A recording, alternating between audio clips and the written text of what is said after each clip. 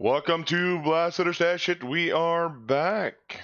This is the weekly live review show where we pick up our books every Wednesday, blast them, which is a crap book. We're throwing it in the garbage, or we're stashing them, we're keeping them in a long box, and loving forever.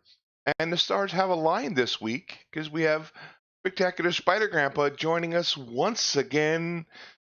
The fearsome threesome, if I want to call it that, I'm not sure, but thanks, Mike, for jumping in. I know you got a vacay. I know you're spending it with us. It's awesome. Thank you, appreciate it. And we'll go ahead and jump into our books for the week. Just as a reminder, though, too, this is spoilers. So if you haven't read the book, tough titty, said the kitty, and we're gonna go ahead and jump into it. What, Joe? What? Yes. Oh my goodness, my audio was off. Can you repeat that one more time? No. Yes, I would like to know if you like tough titties. Gummy, maybe not tough. The Okay. difference. So. I don't know why that sounded bad. I don't know why it's not bad either, but we'll go ahead and jump into the books. Let's move off of titties and go to the books. I'm sure Mike will bring those up later. Joe, you got a first book for the week? Why, yes, I do. What a coincidence. Wow. A review show when you have a book to read. Wow. Let's talk about one of my favorite subjects of all time, America. Freedom fighters. Man, I don't know why this book is just not picking up steam out there. I know it's not everybody's type of read. It's very classic comic book telling. But in this one, if you don't know, we're in another universe where Nazis won the U.S., the World War II, and we have legitimately the embodiment of America, Uncle Sam, who feeds off of patriotism, and it is just awesome. Plastic Man's a villain in this one who can duplicate himself. So ultimately what we get is we got their asses handed to them in one battle, and now they're hiding out in an African-American family's basement. While they're there, the dad's thinking, oh, if I rat these guys out, my daughter, who's in a slave camp, can be freed. I can negotiate that. He tries to do it. Long story short, you can't reason with tyranny. They get stabbed. Everybody gets stabbed. And the freedom fighters almost get caught, but in a last-ditch effort, Lady Phantom takes a portal and makes their Plastic Man's head, because there's several of them, heads, and puts them in outer space. I just thought that was awesome. However, one did escape. He transformed himself into Doll Girl, and now there's a spy in the group as the original Doll Girl has been captured. I love this, and I thought it brings up very good moral questions. You know, do I rat my friends out because I may get something, or do I support the embodiment of patriotism, or whatever the case may be? It's a classic battle that's been fought throughout history. It's why we have traitors and people that think they're doing the right thing. And it really kind of hit home in this one because it did bring up the issue of slavery in it. I thought that was very strong. But then again, as the wife is dying, who's African-American, she says very quietly to herself, I'm inspired by the words of give me liberty or give me death. And this was the right amount of inspiration that Uncle Sam needed to kind of get control of the fight so Lady Phantom can do what she needed to do. Great stuff. Top A book. Yeah, pick up this in trade or whatever. Every issue, there's just something that just makes uniquely American in it, and it's great. Check it out. Almost like a reverse Harriet Tubman there, it kind of sounded like. Yeah, it was kind of cool. Speaking of great Americans, Yes. I want to shout out the AAA guy yesterday. That Well, you're hired on by AAA. You would think you would know what the fuck you're doing. This guy gets to the car, doesn't even know how to fucking jumpstart the car. Joey had to show him how to jumpstart the car. I'm like, it's right there. It's right there. Did he go through an interview process, or was he just a dumb nephew that got hired on? I don't know. He was a young guy. He was young. Huh. Probably not that experienced with cars. God bless America. That and it was an unusual problem with the car too, so it's not totally his fault. Okay. But yeah. It wasn't the AA guy you're talking about, right, Mike? AAA. Yeah, AAA, not AA, right? Yeah, not AAA. A. Yeah. Oh, okay. I just wanted to make sure it wasn't you were in the wrong meeting or something. Double A is next week. Oh, that's it. Okay. You didn't read Freedom Fighters this week, Mike, but did you read something else? I did read something else. Goddamn, I forgot how to do this. It's been a while since I've been on. Yeah. Goddamn, we got Thors with vaginas now and all kinds of No, shit no, going not on. anymore. No, she's Valkyrie. Well, in the upcoming Love and Yeah, yeah. Love and Thunder. Speaking about vaginas, I read Fearless #1. Great cover here. And my god, this book was fucking boring. Apparently, Storm, who else? Captain Marvel and the Invisible Woman are going to some young woman's camp to give a speech, and that's really all this book is about. They don't even make it to the camp. There is a short backup story with Jessica Jones and Elsa Bloodstone, which is pretty cool. But other than that, I'm blasting the hell out of this. I mean, pick it up for the covers, but I'd avoid this book. I'm all about the female superheroes, meat and potatoes, but I'm not paying. It was so boring. When you So said boring. Fearless, I was thinking it was that one Image book with the. But isn't there an Image book called Fearless about this lesbian magic couple or something? Faithless. Faithless. Okay, I had the wrong F word. Yeah, this is a book focusing on female superheroes. Um, yeah, I have to say, Mike, your internet looks very stunning today. Dave, I appreciate that. Okay. Oh, moving on to You know, what? you know, watching The Boys, the main character's name is Huey, and every time, goddamn Dave. Oh, I'm sorry. He spells it different though. I have it on subtitles. I watch it when it's spelled Huig or Hugie. A little different, but yeah. Picky. Picky. So moving on to my first book of the week, thinking about Thor's, thinking about Jane Foster, and that is Jane Foster Valkyrie, which I'm surprised nobody else picked this up. I see you're I holding did up. pick it up, but I haven't read it yet. Okay, so there's spoilers just to be forewarned. So at the beginning of the book, they have these four criminals who were social media criminals. They just try to get the likes, and so they're trying to rob this place. They're on rollerblades. Each one of them has his special abilities. Jane Foster's there. Uh, they said, "Oh, we'll take care of her, no problem," and she dispatches them pretty easily. One of them gets away. They're all after these not Midgard, but um, gosh dang it, the weapons and stuff from Thor's from why can't I think of Thor's Oh no. world? Asgard? Asgardian weapons. Thank you. God dang it. I'm horrible at this shit. I don't know why I do it. So they're all after Asgardian weapons, and she ends up stopping most of them. They have some elf weapons as well. The one guy gets away with Dragon Fang, who this Asgardian sword. But he doesn't get too far. He ends up getting killed in the alleyway, and now she's trying to figure out what's going on. But Jane Foster's still trying to hold this position of Valkyrie and still hold his position as a doctor. And so she's having this hard time with this superhero real life balance. And that's kind of part of this book.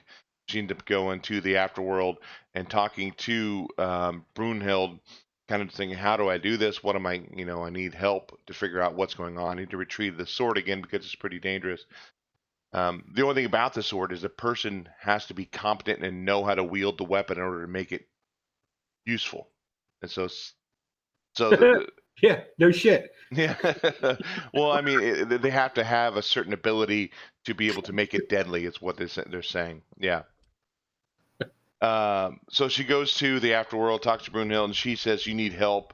And then she gets Heimdall to help her. And spoiler alert: Heimdall gets a sword through the chest from this one guy who stole it, and we find out that Bullseye now has a chest, and he's riding on a Pegasus. So that's another thing that sword gives you. It gives you a winged horse as well. So Bullseye is the main bad guy in Jane Foster Really? Valkyrie. It was better than I thought. The art was pretty great. It wasn't all this big feminist book like I thought it was going to be. A lot of good action. Dialogue wasn't too bad. But yeah, it's a stash. I'd pick it up. I'd read issue 2 for sure. I could think and write notes. And we're back to Joe. Oh, I'm gonna do stuff. Do stuff. Let's talk about House of X. Oh God. As DMX said, X gonna give it to you, but the House of X didn't. Oh my God, this is a disaster. What's that? First off, will somebody please tell me what timeline we're talking about, or what universe, or whatever? Because I just came off of an Uncanny X-Men run. Kind of got started in the Prisoner X, Age of X Tactics, and all those. Started with some of that stuff, and that was all garbage. And I'm completely lost where we're at. Are we picking up from the House of M on this? Maybe I don't know. I know Jean Grey's Miss Marvel in this. Beast Boy's a child. I'm assuming it's Beast Boy's a child. The art in it's stunning, and I like these little breakaway pages that they did every now and then to kind of explain some stuff, like what this particular plant was or who these people are. Great definition there, but I have no idea. So I did what I normally do, and I just hit the reset button in my head and just read it as if it was any other comic book story out there. And I don't see a very smooth transition in between sets in these. Like it just abruptly starts talking about something in the middle of the book that's not indicative to the actual storyline that's going through it. And that's why this is a hard book to review. A bunch of ambassadors are in Jerusalem, or New Jerusalem, or whatever they're calling it, where the mutants have segregated themselves from society to live. They have means of trespassing on everybody else's property and land through this particular plant, but they don't want nobody coming to visit them. Charles Xavier's got this chrome dome thing on his head. This is why I'm kind of confused as to where we're at in continuity in this, because that wasn't in anything that we've read in the last year and a half. I don't know. It's a very one-sided story. We're mutants. We've been discriminated against. You can't come here, but we can go there. Borders don't mean anything to them. And of course, really, they're getting screwed over because everybody in the embassy visit team is actually an agent of this or an agent of that or yada, yada, yada, yada. Yeah, I have to blast this. I'll pick up issue 2 only because I like the artwork in it, and I'm kind of hoping that issue 2 kind of clarifies this story a little bit. Like, why is this a thing? But I'm not getting that in the first issue. So for right now, I'm going to have to blast this. Mike? Yes, sir. House of X. House of X. I am in agreement with Joey. I've been reading X-Men for quite some time. I didn't read the House of M storyline, which apparently you're supposed to go back and read that. But so I read this and I was confused. All the little segue to Cliff Notes, I was fucking confused. So I did what I thought was necessary. I went to watch other people's reviews on it. And what are you watching? I'm not watching anything. You're the one watching something. I'm watching you, big sexy. Okay. Okay, House of X. House of X. So I went and watched some other videos on people's reviews, and basically what I learned is you're supposed to forget everything you've ever known about the X-Men because it's starting over apparently. I could be wrong. I don't know. I'm going to try to read this again, but right now I am blasting the fuck out of this book. I guess I'm in disagreement with both. Yeah, it was a hard read because it was trying to figure out where this was coming from. But I enjoyed the heck out of this book. What? Yeah, I know. I like the fact that Fantastic Four. I mean, you have all these other characters coming into this book too. Fantastic Four is a part of it. You got Scott Summers toward the end. You know, after the Fantastic Four catch Sabretooth, and they're saying no. You know, he needs to come with us. He's a mutant, and they almost start a little argument. But Summers is like, whatever, just keep him. We'll figure something else out later. I love Magneto in here. Magneto's showing that leadership, that almost dictator kind of presence in here, saying, hey, you know, I'm in control, you're not. I don't know where their relationship with He keeps talking about this is Xavier's vision, but they're friends now. Now they're not enemies. But I do like that last line that Xavier says. After all this saying, "Hey, no, you can't come here. This is our place. This is our secret thing. We'll give you this, but on our terms."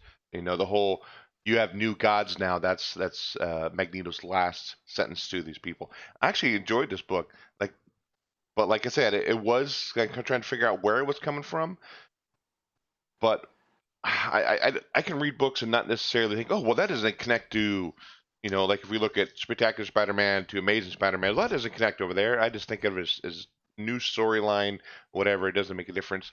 But I actually enjoy this. The only thing that I hope they don't continue is the $5.99 price tag on this thing. I don't want to pay $6 an issue, even though it's only 6 issues long. But yeah, I'll definitely continue to pick this up. I'll probably pick the whole run up. Did you guys figure out the cipher thing? You know what I'm talking about? The Cipher. Yeah. This actually says something in the back. Oh, really? What's his name? Who wrote this? Hickman. I think it was him who tweeted out the cipher, the code, and you could watch videos on it and it'll tell you what it says. I forgot, but yeah, these all say something. I'll have to check that out. I guess we're going back to, let's go back to Joe, since he has more books than any of us. Oh, Lordy. Let's go ahead and talk about this, because this was good. Batman, Curse of the White Knight. Oh, my Lord, is this awesome. This comic book does everything that I want it to do. First off, we don't have extra elongated bat ears that make no sense. We have a nice combated small hood, which is awesome. No, really why I like this is because we get a little bit of a historical view of the 1600s of Gotham, or Gotham, and what Arkham was, being a fort at the time. We get two characters, one being a Wayne and the other being a vampire, who later we find out is related to somebody else in the story. We find out about this pit, and then now what they kept promoting in other comic books with the Joker escaping and all that other kind of stuff, and what he was looking for makes sense now. We fast forward a little bit. We see our boy. He finds out he's going to die of the cancer. He's got the cancer. And then Joker comes to him like an angel with an answer, but really a scheme, and gives him back his sword, and we get Azazel back. And just out of curiosity, I looked up the word Azazel just to see if it was actually historically relevant in any way. It's actually an Abrahamic faith. It's considered the angel of destruction and renewal. That's where the flaming sword comes into play. I found this to be good. Nightwing and Batgirl are in it, but they're there for what they should be. Just kind of like an ancillary character. The Joker's the Joker in it. He doesn't make any sense. He's very showish in this, I guess is the best way to put it, outgoing. And I've always liked the character of Azazel. I think he's a interesting character who thinks he's doing right and doing bad. And this is the second time now we get a Batman storyline of some sort where they're kind of playing off of this old medieval, maybe religious, light and dark kind of battling, the knights battling each other. So that's interesting storytelling in a modern time. And then they just killed it when they did, or they got a home run when they sat there and just added this 1600 stuff. I want to see some more of that play out in each one of the stories because I think it's relevant. So yeah, this is definitely a hard stash. The artwork's great in it. Yeah, this is a great book. Stash. And Mike read that. Yeah, Batman White Knight was amazing, and this is turning out amazing as well. Joker escaped. He's back. The best part about this series, I think, is going to be the inclusion of Azrael. And yeah, this stashing it. Art's amazing. Yeah, I think Sean Gordon Murphy definitely knocked it out of the park again with this one. It definitely connects to the other Batman White Knight. Now we don't. Alfred's gone. We know that because he died in the last. Because that was kind of one of the driving forces behind Batman before, was trying to figure out how to save Alfred. We have the Joker, totally Joker now, and he was saying that, hey, Napier wasn't me. That was that other pussy guy that was inside me. I'm the Joker. He just came out. And he destroyed everything I was working on. Um, Great tie-in to be able to do that. I was wondering how he was going to do that because the way the last series ended. But yeah, this is great stuff. This is just continuing to be a great story, and I'm definitely looking forward to the rest of the other. I think there's 6 or 7 issues in this run too. I do like Joker's costume in this. He's kind of like I The don't know what Batman shirt. the Batman shirt, kind of like with the suspenders, the striped trousers. Trousers. He looks like he's dressed like Mork from Ork from Mork and Mindy. He is. That's a very very good description of him.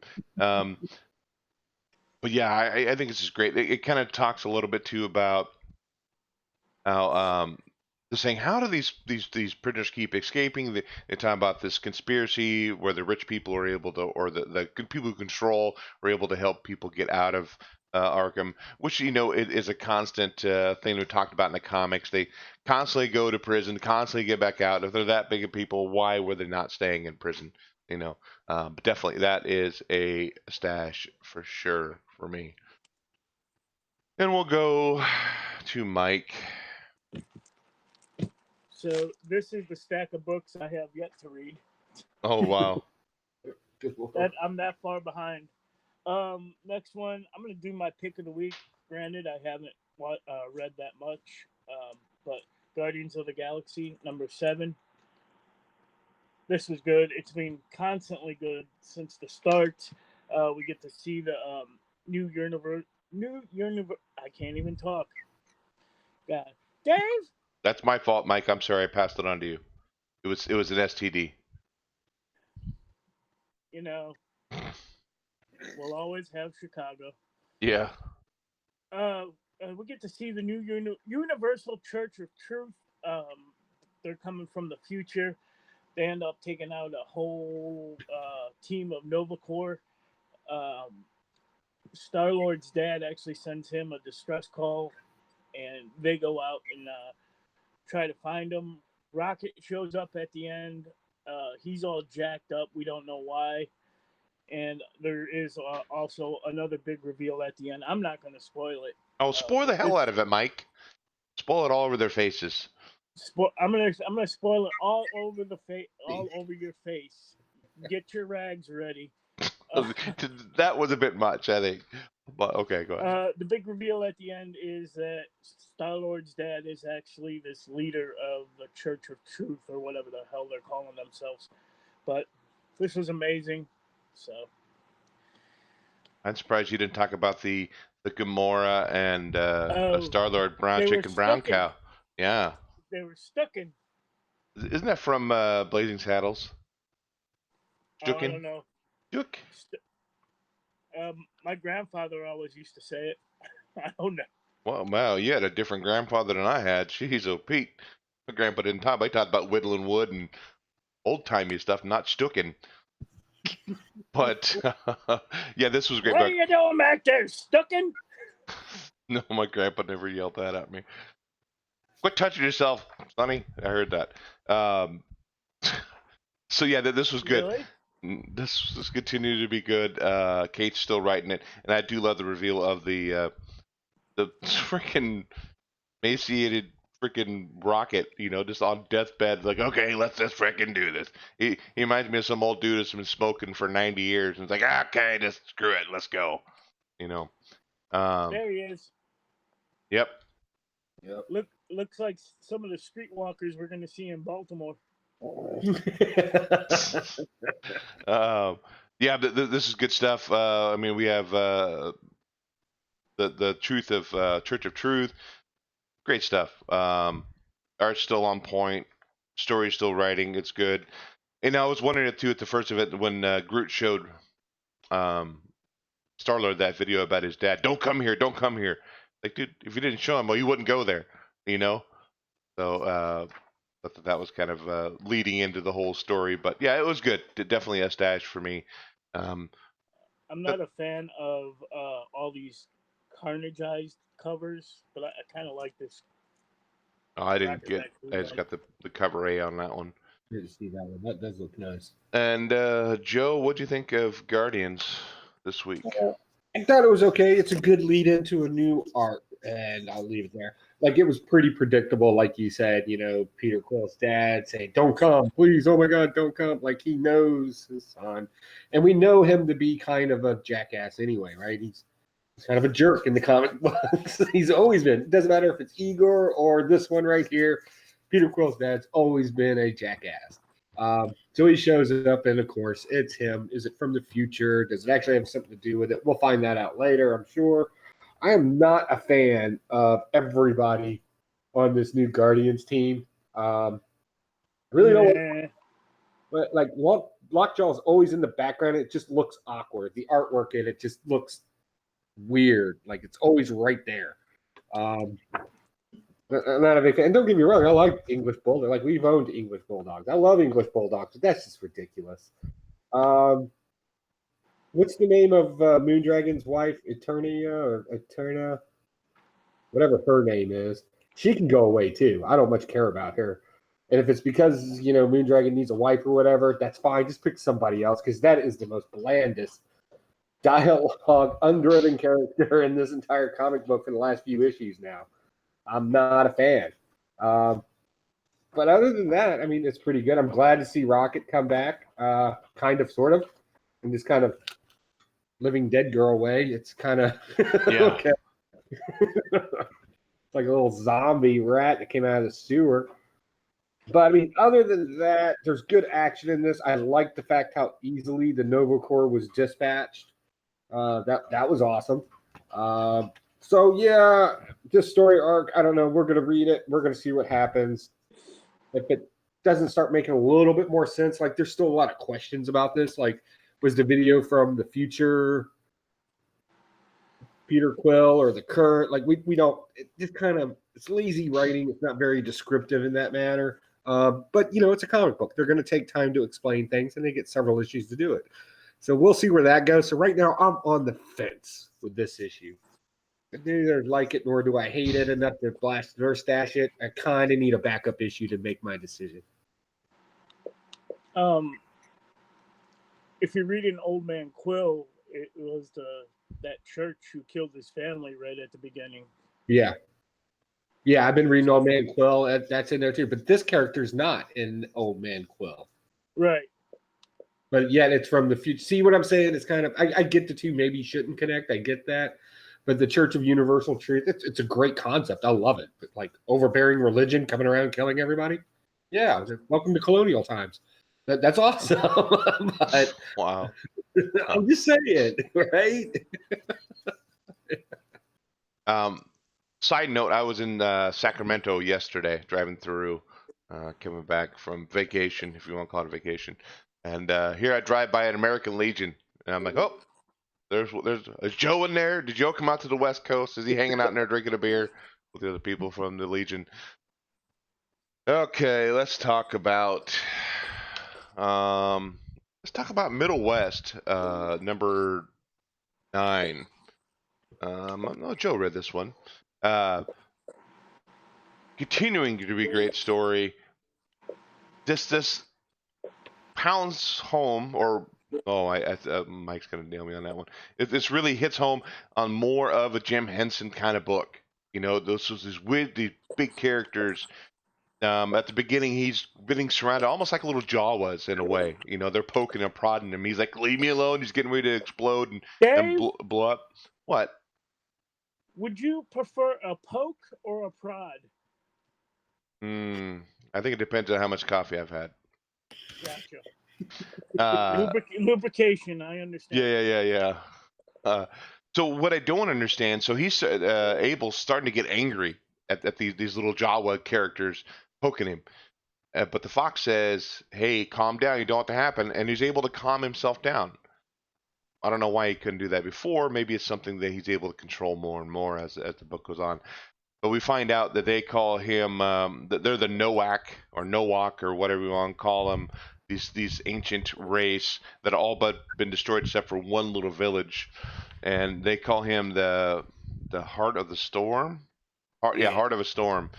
because they see the markings on his chest and starts glowing, and they end up capturing him, knocking him out and capturing him, bringing him back to their village, and they bring him to this almost like a medicine man kind of thing, and he puts him in this little tent, and they give him this almost like a peace pipe, but it's a thing of smoke. And I do love the fact. Let me see. Let me find the page. Mike's turned it on his Xbox. Where is it? I think it's. I love turning on the box. This big smoke that they kick out, and this because you need to ready your mind for what it needs seeing. What does it even mean? And Fox says, I think it means we're about to get real high. So they end up getting real high and end up going to this alternate world where they meet the Noko Yuna. Very Native American kind of thing. Big, like almost like a bear thing with these big antlers, and this creature from beyond. And Abel's asking him to help him fix his problem, and he says, I can't do that. I can send you where you need to go to help fix his problems. I can't do that. And Abel's like, you're a god. You're supposed to, because I don't. The Noko Yuna says, no, I don't do that kind of thing. I can guide you in the way to figure out how to do it. Lennon? John Lennon? I don't know. Yoko Ono was there. Hiya, hiya, hiya, hiya. Sitting there doing that kind of thing. What? Yeah, sorry. And so he ended up needing to do it on his own there. He travels across the desert, through the jungle, through the woods, to the edge of the winter. And the fox is with him this entire time, but the fox has to stay back at the very last leg of this journey. We do get some confirmation, and maybe because it's a spirit world and he can see it, but the fox is talking to these people, so we know that fox is real right there. So now we got that confirmation. But great spoiler at the end, he meets somebody else from his family who may have these same kind of powers. They may be able to help him guide and control him. Definitely a stash for me. We'll continue to stash this, so this is definitely good stuff. I can't believe this is rated M for mature. I think it has a few cuss words in there, but maybe that's why. But this is a great book. Great book. Joe, I think Middlewest. I like this, and you're nail on the head. And the great,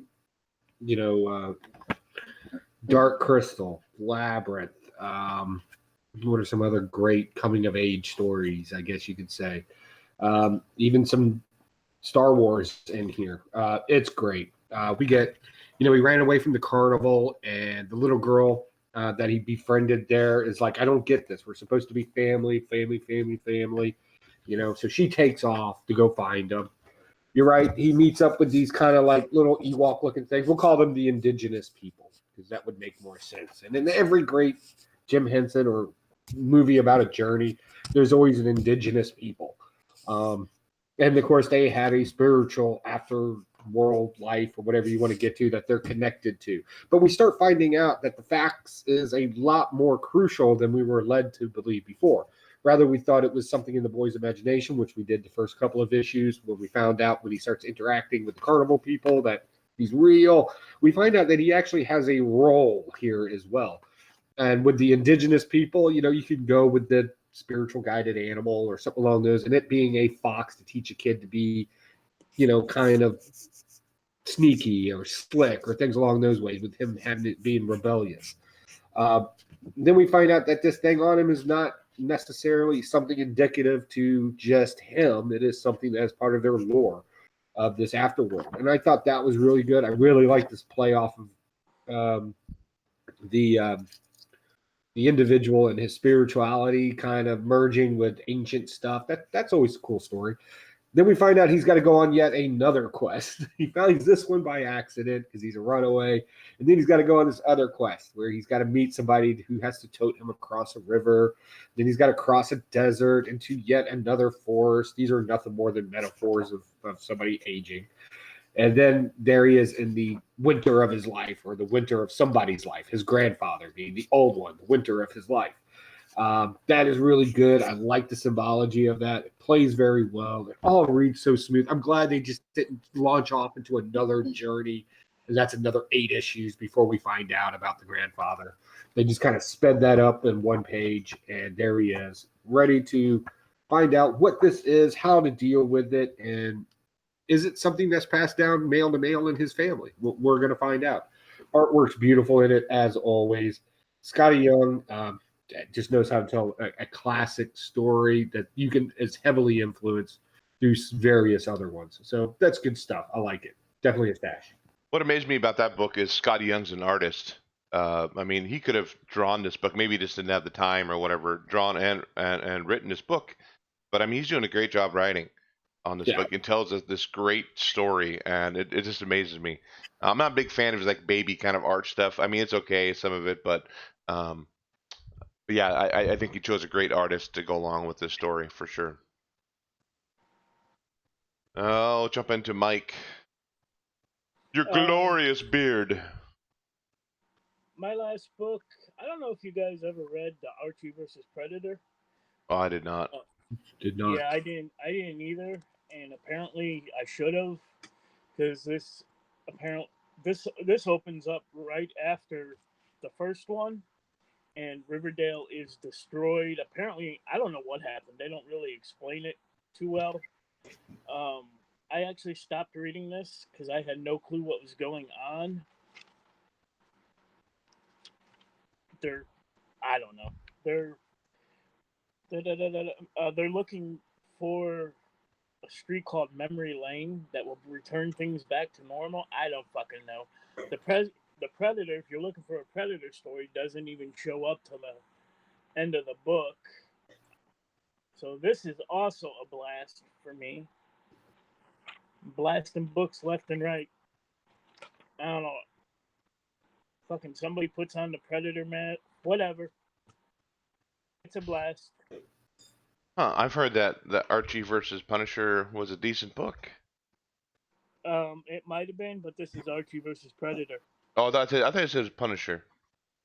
Predator. Jesus Christ, Huey, will you get your shit together? This is a show. Yeah, I know, it professional. Might be, but like I said, I was confused. Go read the first one first. This is Archie versus Predator 2. Dos. The Electric Boogaloo. Electric Boogaloo. That's before your time, Dave. Oh yeah. You're what, a whole 3 months older than me? Respect your elders. Yeah. Okay, so we'll move on to Joe, because I'm running out of books too this week.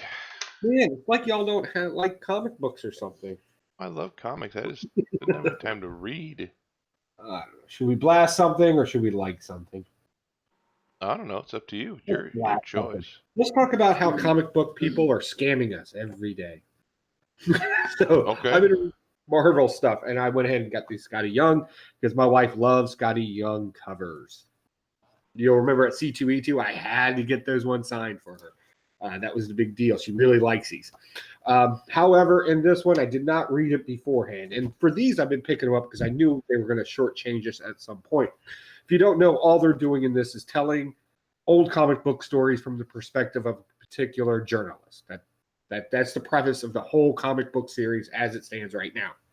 And in this one, we'll count the pages together. We'll do it Dracula style. Count Dracula style. Ready? 1, 2. 1, 2. Well, actually, that's 2 together because it's a splash page. So there's 2, 3, 4, 5, 6, 7, 8, 9, 10, 11, 12, and the rest of it's advertisements. that Wow. much of the comic book is advertisements. So yeah, you see that the writers of this. You see, sorry if there's kids watching, please ignore that. And the sad thing is, it's a great story. We bring in the X-Men in this one. We bring the Fantastic Four in this. The artwork in this stuff. Don't get me wrong. It's actually realism. I like this kind of realism that they add to it. I really like it. It's vibrant and it's a good story all around. And we get look at this splash page, everything you want to know about Marvel history right there. It's just great stuff. And then they turn around and they cheapskate me and they try to make up for it by doing the sketches. I care what the thing looked like before color was added. Or this kind of kooky 70s things they used to do. And then on with this dialogue about what made us drive to do this. I don't care. Seriously, just tell me the story already. So yeah, that happened. And that was kind of a letdown. So yeah, I don't think this is a hard blast for me because you stole my money. The thing had a crazy price tag on it of $4.99 to begin with, and you turn around and you gave me what 12 pages of story and then like a half a book of advertisement and your opinions that I don't care about. So thank you for screwing me over on that. That's all I gotta say about that. I only have one more book this week, and that is Web of Venom Funeral Pyre. Oh yeah. Colin Bunn. Couple different artists, I guess, in this book. Now I don't remember Funeral Pyre from, I think was it the late '90s, mid '90s that came out. Yeah. Yeah. So I don't remember ever reading that issue. I wasn't really into Venom back then. Um, is this character from Venom back then? This is Mania. Yeah. Okay, so this is essentially her story about how she had that piece of Venom, where she was Mania. Now she's not. She has that kind of almost like loss of limb kind of thing, where she constantly feels it's there, but it's not there, and she's constantly having these visions that's coming back. And she's just this punk, I guess, girl with nose rings, lip ring. Did she have that back then, Mike, too? I don't She didn't remember. have all that, but she was kind of edgy, right? Like that was her character, kind of street smart, edgy. Yeah. But she's been around for a while. It is kind of nice because they do give a backstory too. Like if you didn't know this character from before, it does give you enough to be able to move forward and read the story. Okay, so she's just this modern, they modernize her. She's like this millennial with hanging out with the people with the beanies and the half off and the little hipster beards and the coffee shop, and she works in a record store. But it does talk about her having Venom and her losing it, but now she has this. This phantom limb syndrome. That's what she called it. Um, but she still has this mark of the beast kind of on her chest. I'm trying to figure out where it is here, where she talks about what that's called. But she's constantly having these visions of Venom coming out, ripping people apart, and destroying everything. And she thinks it's just dreams. And it comes down to it. Carnage is back, and they're talking about needed to take. He can smell that little bit of venom still in her bones, and so he's there to attack her. And she brings out the Hell Beast from Hell to try to take care of Carnage, but because now he has new power, the fire is not affecting him anymore. She gets beaten, but she ends up getting away. But this was good stuff. This has had a lot of action in it, for sure, and the art was okay. I don't think it was great, but it was good enough for the story. But I definitely, if I see Colin Bunn on a horror type story, I'm picking it up. I'm gonna check it out. This was definitely a stash. This is just a lead up into this absolute carnage. So I mean, it's just a one-off, one shot, one done. But still, it was good. I definitely enjoyed it. Gives a nice backstory of Mania, especially if you didn't know the character from the '90s like me. So. Joe, what'd you think of Web of Venom Funeral Pyre? This is what happens when you know how to write, draw, and you know your comic book histories to some degree to be able to write in a cohesive story that doesn't need a whole lot of explanation in it. And I really enjoyed this. You're absolutely right with what happened in this. We get kind of an updated version of this character. She's kind of edgy and kind of cool, and she has emotional and depression and hallucinations. And she's also cursed by hell. You can raise demons and monsters. The parts that were supposed to be funny were funny. The parts that were kind of supposed to be scary, they were kind of scary. The whole ripping the ant apart, that was actually kind of weird. I thought the art was better towards the end of the book. Like I really liked the way they did Carnage towards the back of the book a lot better than what they were doing up front. I love the fact that Carnage is different now, like objectively different. Fire does not scare him. His powers dispatch these demons pretty quickly. And it made sense for her to have a fail-safe in this curse that she has that sends her away whenever she's about to die. I thought that was great. And we also got a Flash. I didn't read a whole lot of 90s comic books, but I do remember this one particular character called Donna Diago.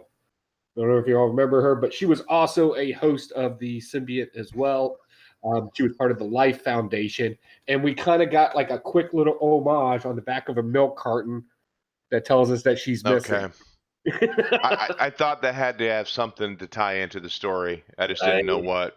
And there is a storyline with her and that kind of happening with the female Venom kind of thing. I thought that was, does that mean they're going to bring her back? I kind of hope so, because she was kind of a mercenary and she was like a Black Widow type character with a symbiote. It was kind of cool. Like, it was legitimately cool. So if they bring that back, that would be kind of cool. But I like where they are already taking this. It makes sense. And it's a good read. I would probably get that signed, because that cover, I mean, come on, that cover is actually kind of awesome. It tells the story on the inside by itself. So, yeah, this is a hard stash for me. It was a good, I liked it. You talked about the kind of the creepiness of Carnage in this one when she gets her aunt ripped in half. It kind of shows that little close-up panel of her aunt's smile, on each half of her body. That's really kind of freaking creepy. It just kind of, you kind of knew something was off with the aunt. I don't know if maybe Carnage was just in there the whole time and ripping her open, or what that was, but you always kind of felt something was off with that.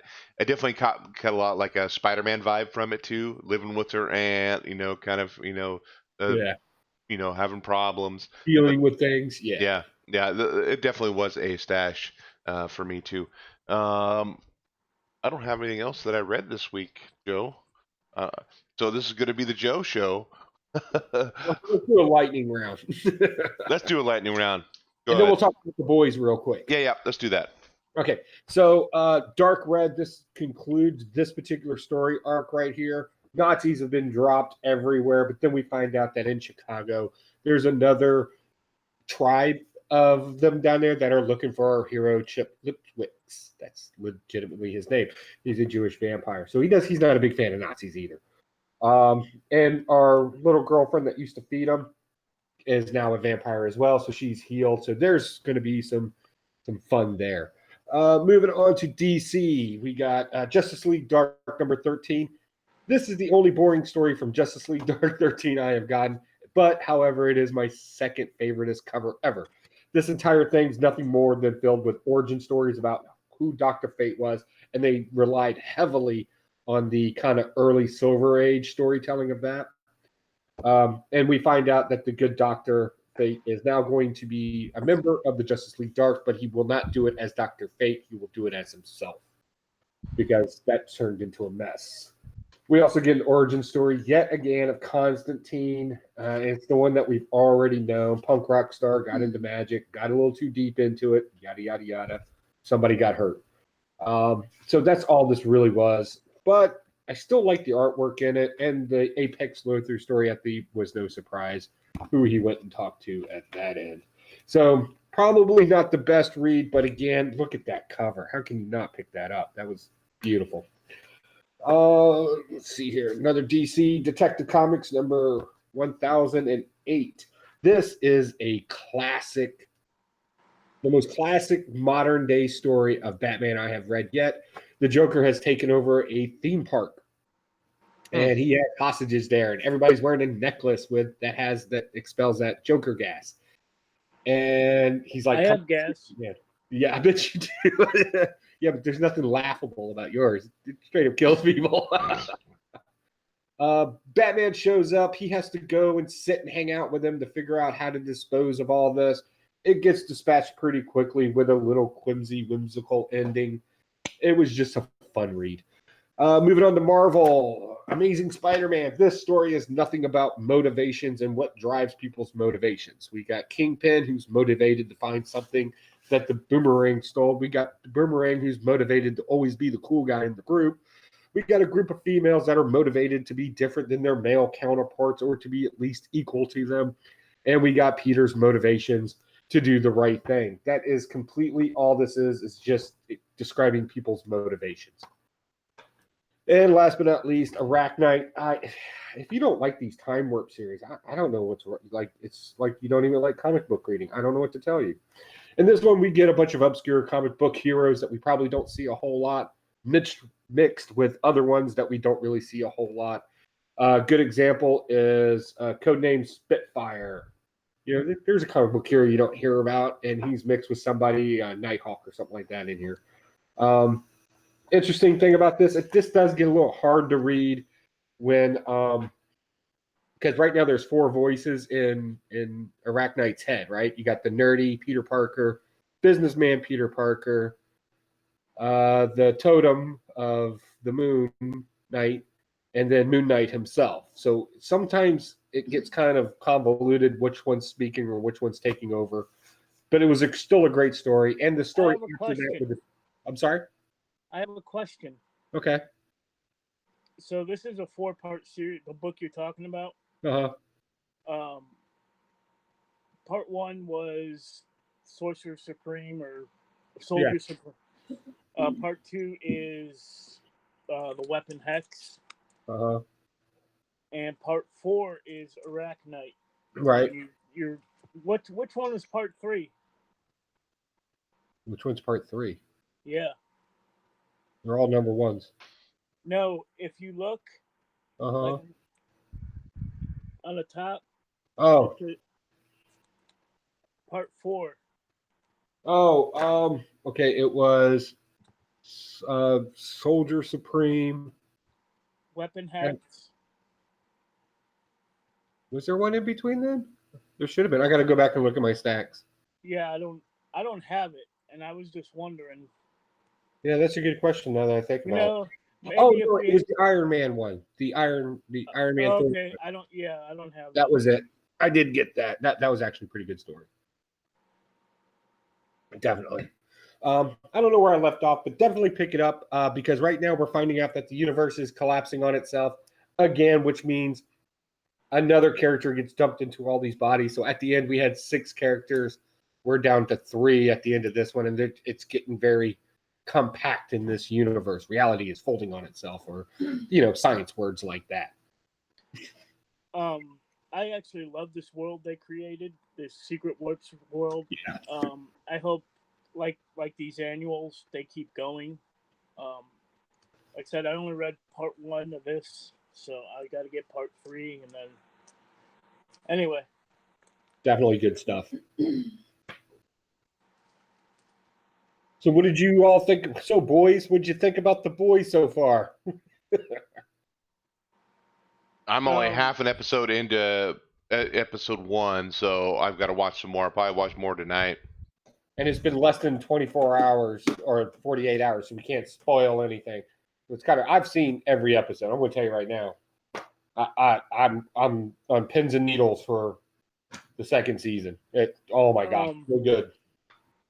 I didn't realize it was out till dinner last night. Yeah, I remember. so I came home last night, watched the first episode, and had to get some sleep since I was up. I had been up since 3 a.m.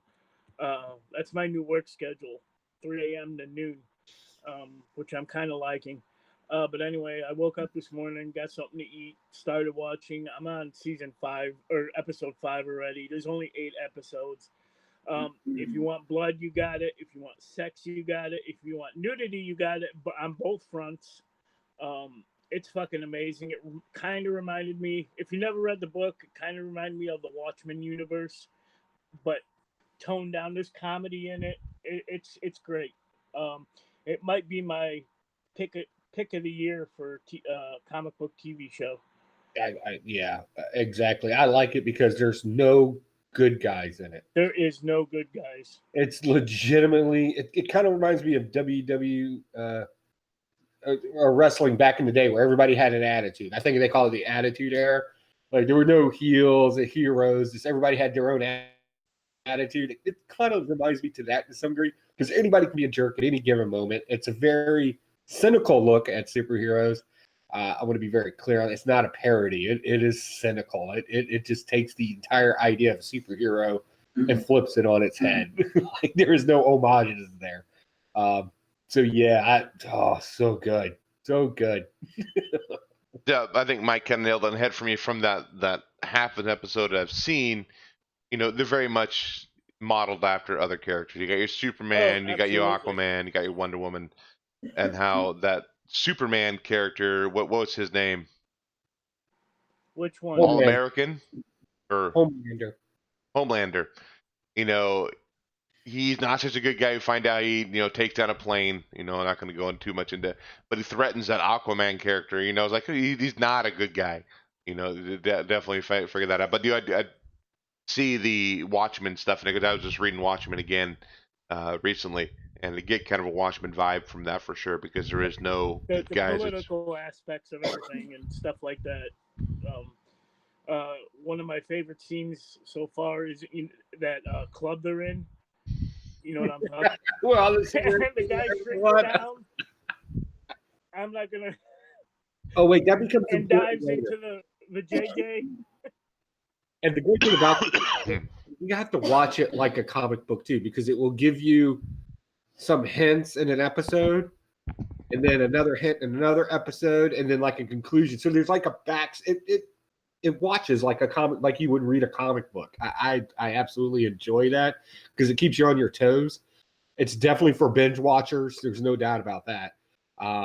So yeah, man, I love it. Anytime you get to take something pure and wholesome and turn it on its head, I'm all about that. And in any show that has Elizabeth Shue in there, I'm all for it. She's like, I don't know how old she is. She's got to be in her 50s. She's still hot. Yeah, she's still gonna be like 60. Yeah, and breastfeeding a baby. God, that's gonna we be don't have a. Someone Google dehydrated milk. I'm looking up right now. Of course, SDCC happened not too long ago. A lot of announcements from there. We're getting a Lady Thor. I'm pretty excited for that. Like, I have to ask, because I kind of fell out of comic books when the Lady Thor thing happened. Was that a popular comic book? Like, not. I mean, why is it a thing? Now it is. Now you used to be able to find that shit in the dollar bins. Like I bought that copy of What If Jane Foster became Thor or whatever. Yeah. For $10. So yeah, I think I put one in the dollar bin over at Virginia Beach Antique Mall. Now I think I saw a video on it. It's peaking at like $155. Yeah. I know I should have waited to sell it. And then of course they have the Lady Thor Funko Pop that y'all should have got. Yeah. No. We got enough of them. Yeah, I'm kind of done buying pops right now. I don't have the space even to display the ones I have. Oh, there's plenty. Let me get in your house. I'll find a way to display them. Elizabeth Shue is 55 years old. Batman Red Death from Metal that just released. Oh, nice. Found that at the LCS. My crush on Elizabeth Shue goes clear back to Adventures in Babysitting. I wish she was my babysitter. Yeah, I buy that. Yeah. And she even comes off kind of creepy in the show. She's evil too. Yeah. Oh, Dave hasn't got to the morphing scene. Have you gotten to the hospital scene yet with the babies? Last I saw was they had made that bullet to kill that invisible guy, the translucent. Yeah. That didn't work, and then the whole leaking of the breast scene in Homelander. Yeah. So when they do the hospital scene and they're interacting with the super babies, you all need to text me on Hangout about how awesome that scene is. You'll know what I'm talking about when it happens, when you're done laughing and you actually get air back into your lungs. You need to let me know on Hangouts. It is. I woke up my wife telling her how hilarious it was. It was so great. Crystal started watching it. She said and she don't really like it, but she don't like anything. It's definitely Yeah, not for the faint of heart because a lot of bad. I mean, right from the beginning, a lot of bad language, a lot of everything else. So it definitely, Right No, up my alley. a lot of dropping the C word in it. I can see why some people would have a problem with it. He's Like like, Butcher's right at the supposed to beginning, be he's a like, jerk. quit being a cunt. Yeah. Hey, we got 13-year-olds watching this, I think. Settle down. Well, yeah. I mean, Carl Gerben as the butcher, dude. I mean, he's great. I think he's pretty much great in anything he does. I've watched a lot of his movies, and he's great. Um, yeah, I'm definitely looking forward to watching some more of it. Who played Homelander? Anthony Starr? I don't know that guy. And I like the fact that the Aquaman character, the Deep, is kind of a joke. Because that's how I've always felt about Aquaman. He has a lot of has Simon Pegg, some other big actors in there. I was impressed with Simon Pegg losing his British accent. Right? It was kind of awkward, but it fit. Yeah, I thought he did. Yeah. Billy Zane is in there, huh? Yeah. Going through the list of who's all on this They have this show. one part where they're going through like a semi-Comic-Con type of thing. And like you see a bunch of stars in there, just flashes of no-name stars now. It's great. Yeah, I'll definitely be watching more tonight after I get off work for sure. Is that it? That's all we got this week? Yeah. Anything else, Mike, from you? Oh yeah. Where the fuck is it? I don't know. You tell me. I don't live at your house. So I am having my 500. What's today's date? 28th. 28th. It goes on. My 500 subscriber contest goes on to August 6th, which is, I don't know what day that is. I don't even know why this contest is still going on. I already won. Like, why is this even a thing? I don't know. I've had a lot of entries. I got OMG Chris, Comic Book Estate, Matilda Gothica, who tagged OMG Chris because I'm not sending overseas. I'm not rich. That guy over there, Pocan Joe, he's not going to win, so don't worry about that. W.I. Clar, was surprised to see an entry from him. He's awesome. Feels, who did an awesome, funny entry. I Love Disney and Comics. Ruben Nieves, Pope Grimy showing off the three-titted shark. Go check that out. Comic Collector, who impressed me. He just showed Green Lantern covers. AML Comics Altruism, who's awesome. The 88 Jester, Batcave Comics, 64-page special. Thomas Churchill, Metarog, Mark Spector Comics, and TMC Comics. You guys still have plenty of time to make an entry, so I got a box all set up. I just added 2 more books to it today.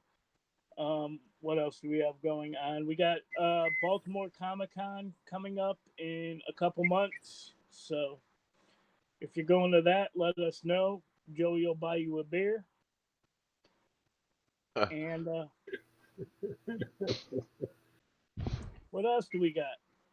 Who's all going to Baltimore?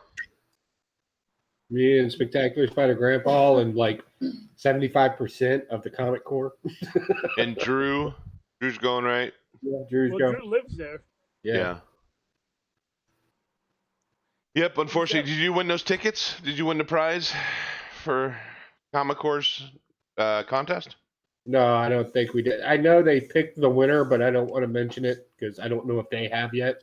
Oh, okay. Yeah. But yeah, they picked their winner. They should be announcing it here real soon. Okay. Jim Lee's gonna be there. Yeah, I was looking at the Rose City Comic Con lineup that's coming out. So that's in September. It's up in Portland. We have. I want to travel out there and check out Rogue City Comic Con. They're the ones that did the sponsor thing with us and did a Blaster Stash It Pick of the Week thing that one time. No, that's Rogue City Comics. This is Rose City Comic Con, Portland. Oh, I don't want to go to nothing called Rose. That sounds weird. Yeah, we're gonna fly out there and come visit. Oh yeah. Okay. Robert got a Englund's place going to for be us to there, which sleep? I think is kind of cool. Maybe I might Well, go Don't for that. ignore me. I'm ignoring you. You won't fly out here. You drive out here straight through probably. 36 hours. Weird Al Yankovic's going to be there. They just announced that. A few other comic creators. So I don't know. I got a big trip in October. I'm planning with my wife, and so I don't know if I could be able to afford to go into a con and spend a whole bunch of money a month before we head on our big trip. But You and your wife go on What's your big vacation trip? together? Yeah, we don't do that. We all do separate vacations here. yeah, we're going on vacation together Yeah. in October. So I got to try to save some money for that. I don't want to go out and blow in a whole bunch of money at a con. Guess what, honey? We don't get to go on our cruise because I just bought, $800 worth of comic books. So I don't think that'd go over real well. But I think we need to plan our next annual trip. Try to figure out what we're doing, where we're going here pretty soon. I'm not sure if we're gonna do Texas again, fan days. I know people talked about going back to Dallas, or where we're talking maybe next spring. I don't know. We haven't got that far yet. Let's find something in the middle. Is there anything in Kansas? Like that seems pretty much in the middle of everything. Isn't Texas pretty central? For you and us, I would say yeah. You're slightly further north than we are. You're pretty much a Yankee. Oh, okay. Thank you. Yeah, so we'll work on that. We'll get that figured out when our next trip's going to be to a con together. Hopefully Paul be able to make it too. Last time we went to fan days, Paul wasn't able to make it there. We can try to figure that out for sure. You know, if you stop playing games and just come out to Baltimore, we would all be there. Well, was Paul going to Baltimore? Let's say yeah. Does that mean you're coming? If I enter the contest and won 2 free tickets, yeah, I might be able to do that. But did you enter? I did not enter. No. How you gonna win if you didn't enter? Well, that motherfucker over there did like 80 videos. I know. And I still didn't get picked. But I think that's in October, right? That's when that con is. In October. Yeah. Well, I'm headed on my trip in October, so it's kind of hard to ask for more vacation days off when I'm already taking a week off. You just quit. Come to turn left. Fine. Okay, so we better go to wrap this thing up so I can get this uploaded to premiere tonight. Yes, I have my Twitch show that I'm starting to do on Twitch at 12 Sunday, where we'll do a live interactive chat where we'll talk about the comic books and hauls that I've gotten. So if you want to have a direct conversation with me, you can catch me there. I know this is getting loaded up this Sunday. It's too late. I wonder. But I'll be there next Sunday. We'll give it a couple of shots and see where it goes. If it doesn't work out, we'll trash it. Mike, how about you? Last comments or anything? No, I shouted out everybody who entered my contest. I shouted out the AAA guy. Good to be back on at least for one day. When are we? That's what I want to. When are we going back to normal? If when or? It will probably be middle of September. Yeah, you need to fix that. That's not good enough. Well, I'm sorry. That's all I can do. You want me to call you boss? You can call my boss. Yeah, go ahead and give the governor a call and see if she can make that happen. Yeah. I'm a federal employee. I'm not worried about your governor.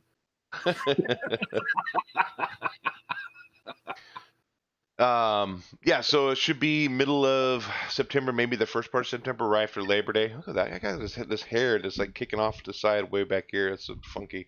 That damn dude, that sucks. Although I do got to admit, not coming on at 10 o'clock at night has helped me dramatically Mondays get up and get to work done. Yeah. Maybe we can try to figure out a different date or something. We'll figure that out. But yes, we're back together. We're back on schedule now since I'm back from my vacay. So check us out on 7 o'clock tonight. Of course, you're watching this, so you already know it's 7 o'clock. So I'm on Xbox right now. And Midwest Comic Man Paul McDougall is playing Shadow of the Tomb Raider. Oh, you just busted him out live. You're busted, buddy. Unless it's his wife playing. Who knows? So I got to update the podcast. I haven't done that. I'm kind of a couple episodes behind on that. I get that uploaded. If you don't catch us here live here, you can always listen to us on the audio version on your commute to work. Listen to our sultry voices and not look at our ugly faces. So go check that out. I do have the winner for last month. I got to ship that out because I'm looking to try to ship something out to all of our Patreon subscribers. So that's another thing. Check us out on Patreon. $1 a month. It gets you entry into the Book of the Month Club. Right back there, where is it? That Black Cat book. That's one of the books that's up for grab for the book for July. I love that. I have that. So I actually need to get a hold of Kirby because he won last month. Figure which book he wants to get. But definitely go check out our Patreon. Check out the other books we've given away on there. It's definitely worth $1, less than a candy bar. You know, save that calories. Join our Patreon. Check us out on Facebook. Check us out on Twitter, on Instagram, all those lovely places. Blast it or stash it. You should be able to find us anywhere. We've been doing this for 3 freaking years. So we're out there.